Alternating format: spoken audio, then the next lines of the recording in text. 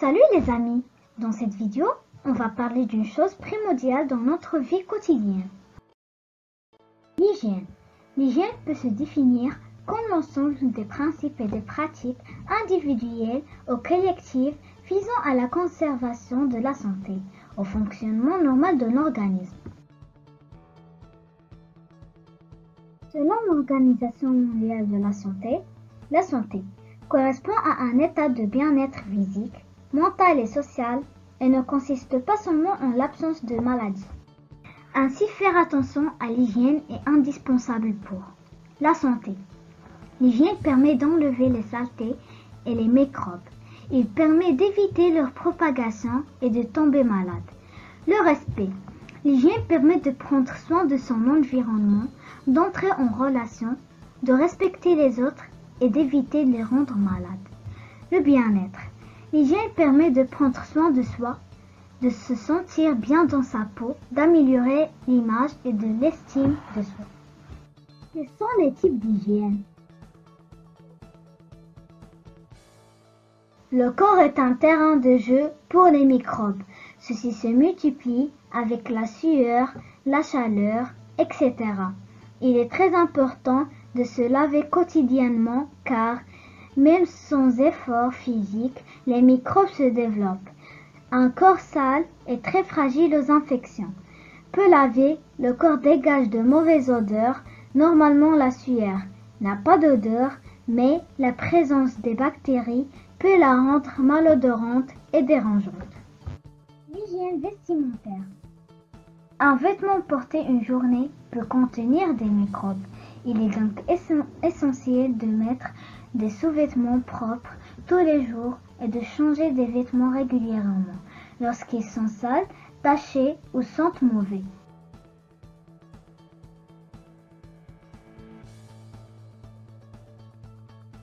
Le liquide produit par les parois du nez emprisonne poussière et microbes. En reniflant, il se déplace dans les oreilles et se multiplie, ce qui peut causer des maladies aux oreilles. En se lavant les mains et en couvrant la bouche lorsqu'on éternue, on évite aussi de donner des microbes aux autres.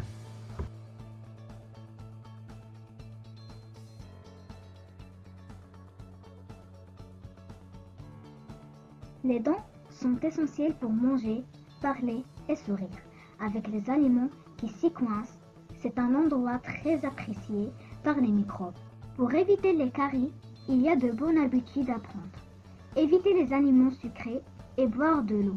Se brosser les dents 2 fois par jour après le repas pendant 3 minutes.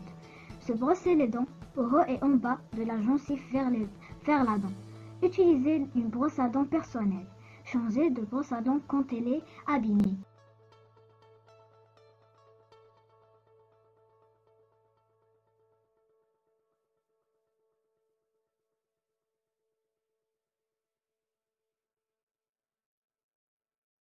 Chaque jour, nous touchons nombre d'objets, portes, téléphones, etc., sur lesquels cohabitent de nombreux microbes. Ceux-ci peuvent rester vivants pendant des heures sur nos mains, les objets et les surfaces.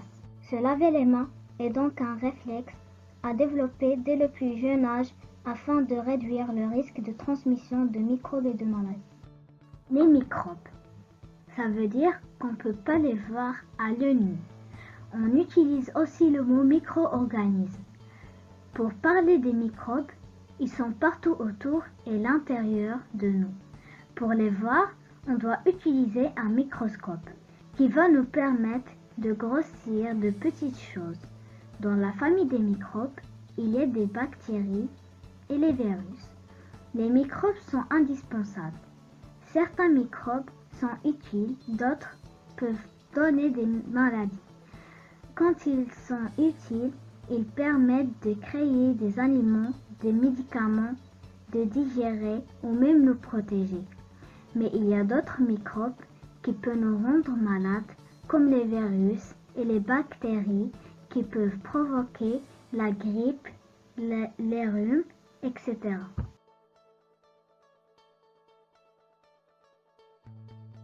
Passer les mains sous l'eau ne tue pas les microbes. Pour les éliminer, il est nécessaire d'utiliser du savon et de suivre une méthode bien précise.